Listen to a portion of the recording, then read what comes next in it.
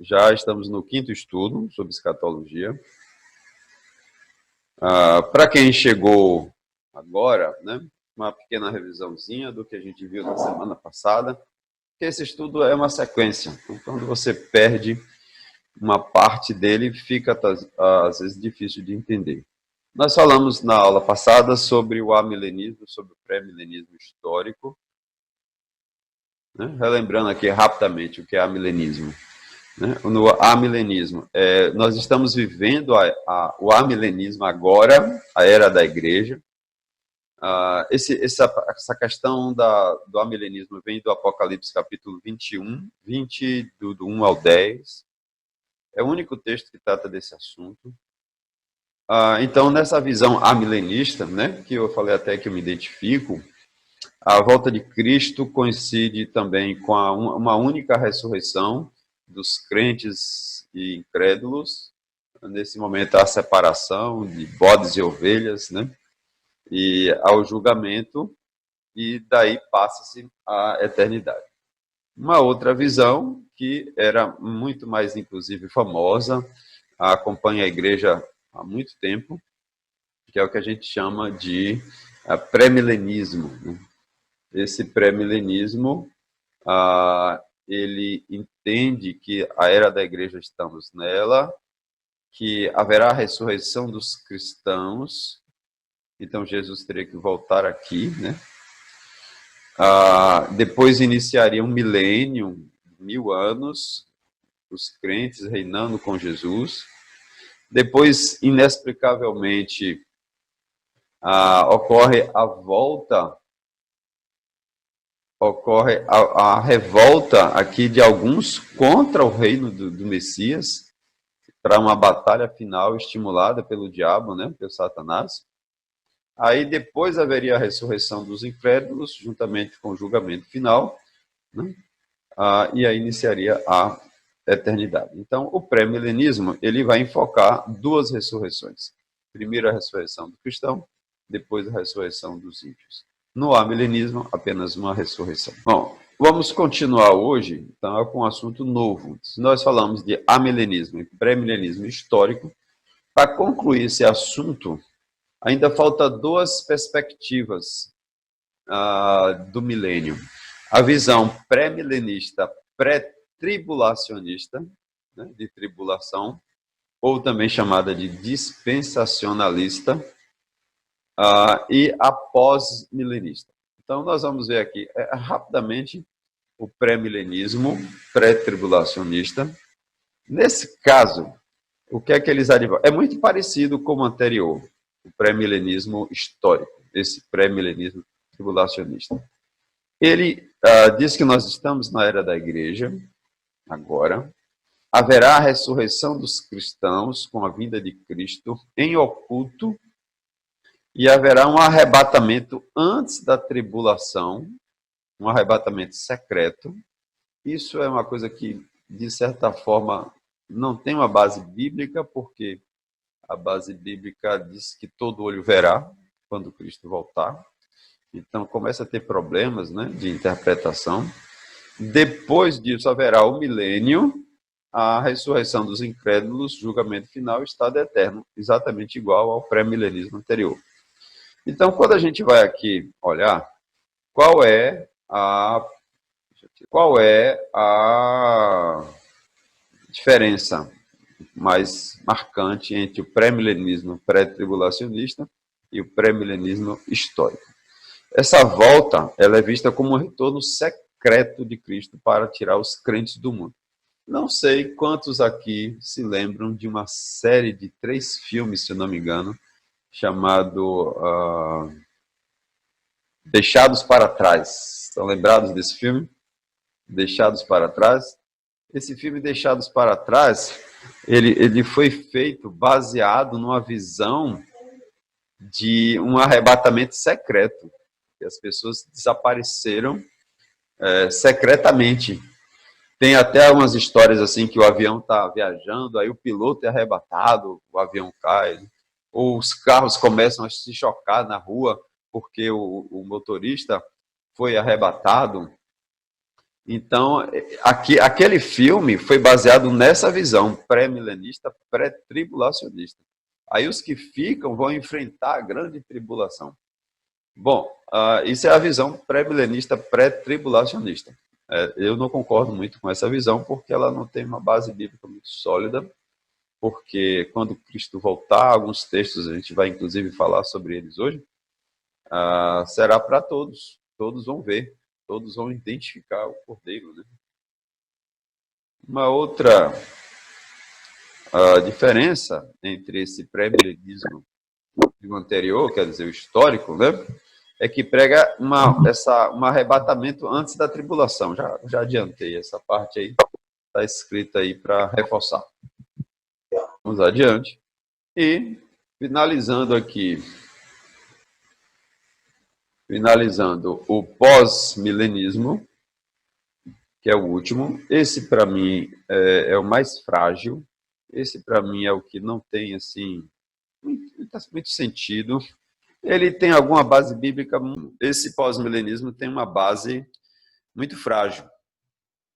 Ele tem alguma base bíblica? Tem, né? Porque a Bíblia fala que esse evangelho será pregado em toda a terra, né? Que o evangelho é como fermento que, colocado em pequenas quantidades, contamina tudo, mas a base dele é muito frágil. Só para você ter ideia, como é que é o pós-milenismo. Nós estamos vivendo a era da igreja. Essa era da igreja, o evangelho vai avançar, o evangelho vai se tornar popular, ele vai crescer de forma gradativa, né? Aí os pós-milenistas vão dizer que como fermento, de tal modo que uma proporção assim cada vez maior da população mundial vai se tornar cristã. Isso é a visão pós-milenista.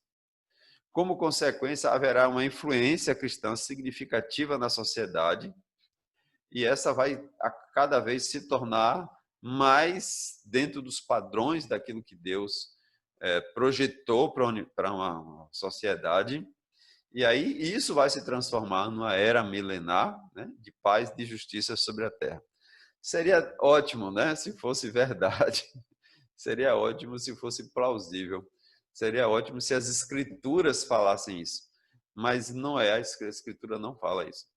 A escritura fala que os últimos dias serão tempos difíceis, né? A escritura fala em apostasia antes da volta de Cristo. Então, o pós-milenismo, ele pega alguns textos separados e esquece outros. Qual é a grande dificuldade de você estudar a Bíblia, de você interpretar a Bíblia? É que você tem que ter uma mente que te dê uma visão global da Bíblia, para você não ficar com uma parte, e essa uma parte que você gostou, apagar outras que contradiz o que você pensa. Essa é a grande fonte das heresias. Quando a gente vê pessoas, pastores, igrejas, né, falando de heresias, eles pegam a Bíblia, todos pegam a Bíblia, e retiram uma partezinha, e aí tem que esconder a outra, porque senão o seu discurso fica desencontrado. Esse é o grande desafio do cristão, é entender aonde está todas as coisas, ok? Bom, então nós encerramos essa parte de amilenismo, pré-milenismo, e vamos continuar aqui com o arrebatamento. Esse é um outro assunto que a Bíblia fala, né, que haverá, mas existe uma interpretação também diferente de algumas correntes. Vamos adiante. O que é o arrebatamento? De acordo com o dicionário Michelis, tirar com violência. Arrebatar é tirar com violência, levar para longe de súbito, levar para outro mundo. Esses são conceitos que vêm lá do dicionário. Tá? Essa palavra está no dicionário. Vamos ver então a nossa base bíblica para a gente falar de arrebatamento. O texto está espalhado em outros textos, mas esse texto de Paulo, de 1 Tessalonicenses, capítulo 4, 15 a 17, ele é muito direto. Ele é muito assim, sabe? Claro. Então, se você está com a Bíblia aí, ou se você está fazendo a anotação, se você quiser colocar ao lado do capítulo 4, 15, né? O capítulo 4 fala muito da volta de Cristo, inclusive a gente já usou alguns textos aqui, 4:2, né? Que vai falar da apostasia, da volta do Senhor Jesus. Então, vamos ler primeiro Tessalonicenses 4, 15 e 17. Afirmamos a todos vós, eu estou usando a versão King James, tá? Afirmamos a todos vós, pela palavra do Senhor, que nós, os que estivermos vivos, quando se der o retorno do Senhor, certamente não precederemos os que dormem nele, dormem dele, que significa aqueles que morreram em Cristo. Veja que aí a questão da morte é um outro assunto. O cristão não morre. O cristão adormece em Cristo. O corpo fica nessa terra, o corpo, né, físico, o esqueleto, a carne, ela volta para o pó, ela veio do pó, ela volta para o pó, e o espírito volta para Deus. Então, nesse momento da morte do ser humano, existe essa desconexão. Quando Jesus voltar, quando os corpos forem transformados, o espírito e o corpo retornam, são novamente remontados nessa volta. Mas isso aí é um outro assunto. Versículo 16. Pois, dada a ordem, com a voz do arcanjo e o ressoar da trombeta de Deus, o próprio Senhor descerá dos céus, e os mortos em Cristo ressuscitarão. Primeiro. Logo em seguida, nós, os que estivermos vivos sobre a terra, seremos arrebatados. Essa palavra está escrita em qualquer versão bíblica que você pegar. Seremos arrebatados com eles nas nuvens, para o encontro com o Senhor nos ares, e assim estaremos com Cristo para sempre. Então, o arrebatamento não é para quem morreu, o arrebatamento é para quem estiver vivo na volta de Cristo. Vá anotando esses detalhes, que no final eles vão fazer uma grande diferença para você entender a sequência do que é a escatologia. Então, o arrebatamento, nós os vivos. Então, o arrebatamento é para quem é vivo, é para quem está vivo. Existem precedentes bíblicos. O que é isso? Pessoas que passaram por essa experiência de estar viva e ser alçada ao céu, ser removida dessa terra para ir ao céu. Nós temos precedentes bíblicos, sim, muito bons, né? Gênesis, capítulo 5, 24, lá no início da criação, né? O texto diz que Enoque andou sempre em comunhão com Deus, ou como diz Almeida, andou com Deus, né? Andou em comunhão. Então, ele já era, mesmo, veja só como é interessante isso aqui. Enoque é antes de Abraão, é antes de Moisés, é antes de Noé, mas ele tinha dentro dele a necessidade de se relacionar com o Criador. Por isso que Paulo fala em Romanos capítulo 1, que o que se pode conhecer de Deus é revelado pela natureza. Então, sem Bíblia nenhuma, Enoque não tinha Bíblia, Enoque não tinha sinagoga, o povo judeu não existia, mas ele sabia que existia um Criador. Então, dentro do homem, mesmo sem Bíblia, sem igreja, sem pregação, ele sabe que existe um pregador. Quando o homem se rende, pregador não, Criador, quando ele se rende a esse Criador, Deus se aproxima dele, né? E a tal ponto que o texto fala o quê? Enoque andou sempre em comunhão com Deus e um dia desapareceu, porquanto Deus o arrebatou. Arrebatamento é ato de Deus. É Deus quem faz isso, é ato dele. Porque você andou em comunhão. Então, é um precedente muito bom, porque esse arrebatamento é daqueles que andam em comunhão com Deus. Quem é que vai ser arrebatado? O Gênesis começou falando sobre isso, e lá na volta de Cristo, no último dia, né? No final, se ele é o alfa, está aqui em Gênesis, ele é o ômega no último dia de história dessa terra. Temos um outro exemplo aqui, 2 Reis, capítulo 2, versículo 11. O profeta, né? O profeta também, né? Enquanto estavam caminhando e conversando, quem aqui está falando de quem? De Elias e Eliseu. Enquanto estavam caminhando e conversando, um carro de fogo, puxado por cavalos em chamas, separou-os um do outro. E Elias subiu ao céu num redemoinho. Nunca diga que Elias subiu ao céu numa carruagem de fogo. Tá? Elias não subiu. O carro de fogo, pelo texto, separou os dois e Elias ascendeu ao céu vivo em um redemoinho. Elias foi arrebatado, né, nessa terra pelo Senhor, nesse processo aí. Isso são textos do Antigo Testamento. Será que alguém foi arrebatado no Novo Testamento? Na era cristã? 2 Coríntios, capítulo 12, 2. O Paulo aqui está falando como se fosse uma outra pessoa, tá? Quando ele fala assim, conheço um homem em Cristo que há 14 anos foi arrebatado ao terceiro céu. Ele está falando, sabe de quem? Dele mesmo. Paulo teve essa experiência sobrenatural, né? De ir ao céu e voltar.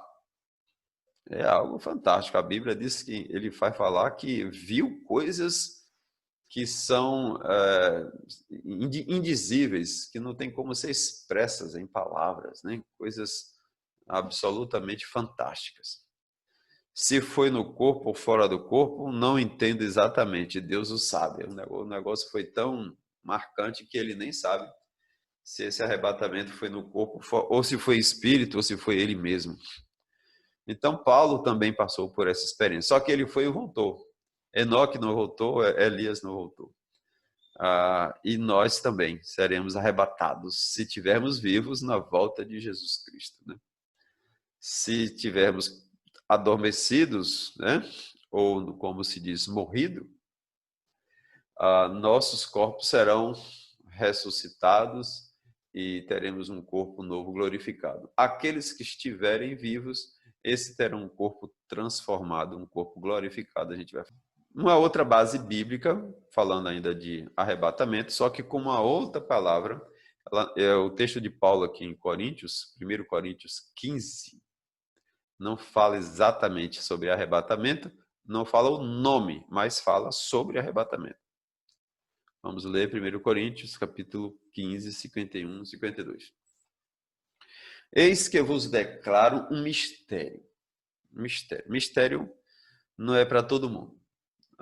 Tem alguns assuntos que pertencem ao povo de Deus. Né? Tem assuntos que só quem vai entender é quem tem o Espírito Santo de Deus. Tem assuntos que são para a igreja dele. Então, o mistério de Deus foi revelado para a igreja. Por isso que tem as situações que as pessoas não vão entender exatamente por que a gente está falando disso. Né? Nem todos adormeceremos, nem todos. Mas certamente todos seremos transformados. Ou seja, nem todos morreram, mas todos foram transformados. Quando você lê na Bíblia, nem todos adormeceremos, significa que nem todos morreremos. Mas certamente todos seremos transformados. 52. No momento, no abrir e fechar de olhos, ao som da última trombeta, porquanto a trombeta soará, os mortos ressuscitarão incorruptíveis. Os mortos, quando ressuscitam, isso é instantâneo. O corpo antigo e o espírito se juntam em uma nova estrutura. É um corpo físico. Entenda que você vai ressuscitar em um corpo físico. É um corpo que tem carne, é um corpo que tem osso, mas é um corpo de uma estrutura diferente. Não é essa carne, nem é esse osso. Como é, eu não sei. Porque quando Jesus Cristo ressuscita, ele pede, toca aqui. As pessoas pegaram nele, toca aqui na minha mão. Ele tinha mão. Veja aqui a marca, né, dos cravos. Então era um corpo, Jesus comeu, lembra, com os discípulos quando ele ressuscitou? Então é um corpo físico, mas é um corpo transformado. Esta questão no abrir e fechar de olhos, né? Significa que é uma coisa instantânea, rápida. Lá em outro texto vai dizer que todo olho verá. Pedro vai falar que com um estrondo. Então a Bíblia tem textos assim separados que para entender um assunto a gente precisa ir ligando os textos, né? Então essa questão do arrebatamento ela coincide com o momento do que a gente chama de glorificação.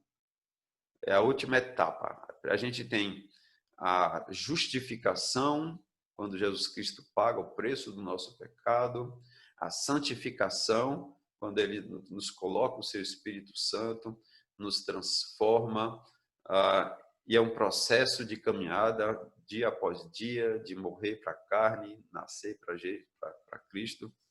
E a última etapa é a da glorificação, quando esse corpo for transformado, os mortos ressuscitados e os vivos transformados. Então, esse momento de transformação, esse momento de abrir e fechar de olhos, é o momento do arrebatamento. E esse momento, ele é coincidente com a volta de Cristo, com o último dia do que a gente chama hoje de Era da Graça. A Era da Graça, quando é que a Era da Graça termina? Nós estamos vivendo a Era da Graça, né? Desde que Jesus Cristo veio para cá, 2000 anos aí de Era da Graça. Quando é que encerra a Era da Graça? Quando Jesus Cristo voltar e ocorrer o arrebatamento e a ressurreição dos mortos, né? Por isso que fica difícil entender duas ressurreições, né? Porque na sequência tem um julgamento. Então, quando ocorrerá? É um evento global. O arrebatamento, para ser arrebatamento, tem que ser algo que vai acontecer no mesmo instante, no mesmo dia, na mesma hora, no mesmo ano, em todos os países. Bom, como é que pode? E se tem um país que está num dia e tem um país que está no outro dia? Isso é no calendário nosso, né? No calendário romano. O calendário de Deus é um pouco diferente. Eu queria que você abrisse, então, sua Bíblia em Lucas, capítulo 17, para a gente analisar esse texto. Jesus está falando aqui da volta dele. Então, eu vos asseguro que, naquela noite, duas pessoas estarão numa cama. Uma será levada e a outra deixada. Duas mulheres estarão no campo. Uma será tirada e a outra deixada. Dois trabalhadores estarão no campo. Um será tomado e o outro deixado. Olha, Jesus Cristo fala que será uma noite. Aí tem algo que a gente tem que levar em consideração. Ele está falando lá para um povo judeu. Está falando lá para a Palestina. Então, aqui a interpretação agora é minha. Eu creio que o arrebatamento, se eu tomar como referência Jerusalém, Israel, será na noite dele lá. Não significa que será na minha noite aqui. O próprio texto de Lucas, ele vai começar falando que numa noite duas pessoas estarão numa cama. Nós vamos para a cama onde? À noite. Mas o próprio texto continua, duas mulheres estarão no campo. Se você pega uma sociedade pastoril, criadores de ovelhas, né, agricultores, o campo não é momento de estar à noite, a não ser alguns pastores, né, quando a gente vê lá no nascimento de Cristo. Dois trabalhadores estarão no campo. Trabalhadores no campo à noite não combina muito. Então, é um evento que vai ocorrer à noite para umas pessoas e durante o dia para outras pessoas. Então, se você olhar aqui essa imagem, você tem que metade do planeta Terra é dia, as pessoas estão no campo, as pessoas estão trabalhando. A outra metade do planeta Terra é noite. As pessoas estão na cama, as pessoas estão dormindo.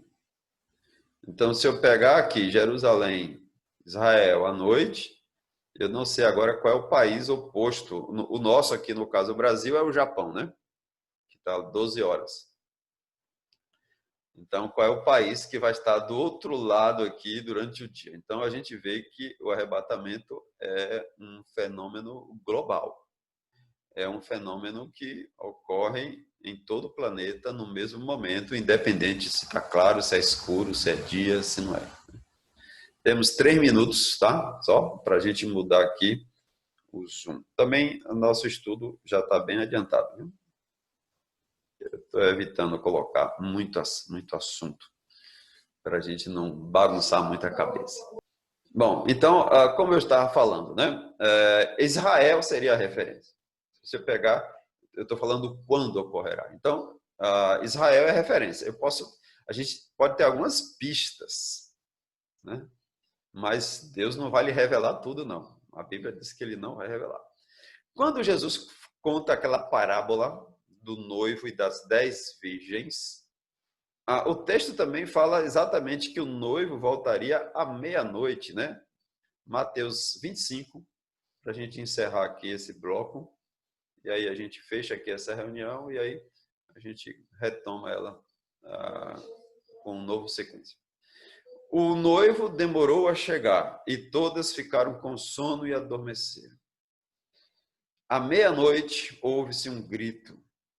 Eis que vem o noivo, sair ao seu encontro. Então Jesus está contando essa parábola que o noivo volta para se juntar com a noiva.